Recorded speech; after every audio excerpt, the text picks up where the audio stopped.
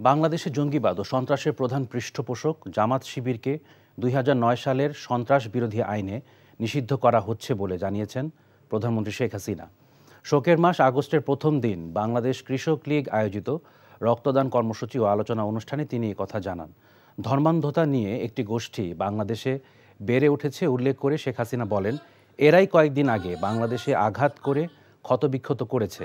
শিক্ষার্থীদের দাবি মেনে নেয়ার পরও কী উদ্দেশ্যে এই আন্দোলন চালিয়ে যাওয়া হলো তা নিয়ে সন্দেহ প্রকাশ করেন তিনি। যারা আন্দোলনের নামে সহিংসতা করেছে তারা কেউই আহত বা নিহত হয়নি মন্তব্য করে আওয়ামী লীগ সভাপতি বলেন, ক্ষতিগ্রস্ত হয়েছে সাধারণ শিক্ষার্থী ও রাস্তার খেটে খাওয়া মানুষ। এখন জন্ম সনদ দিয়ে খোলো বিকাশ স্টুডেন্ট অ্যাকাউন্ট, নিজের বিকাশ নিজে কর। সবাই কষ্ট করে দেশ গড়বে, আর একটি গোষ্ঠী তা নষ্ট করে সাধারণ মানুষকে কষ্ট দেবে তা কোনোভাবেই মেনে নেওয়া হবে না বলেও জানান তিনি।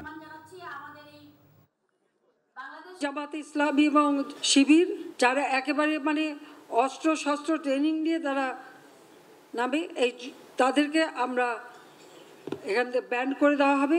সন্ত্রাস বিরোধী যে আইন 2009 সেই আইনের 18 ধারা অনুযায়ী এদেরকে ব্যান করে দেওয়া।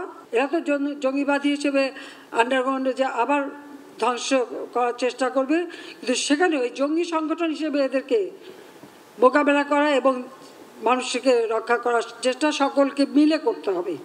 এখন জন্ম সনদ দিয়ে খোলো বিকাশ স্টুডেন্ট অ্যাকাউন্ট, নিজের বিকাশ নিজে কর।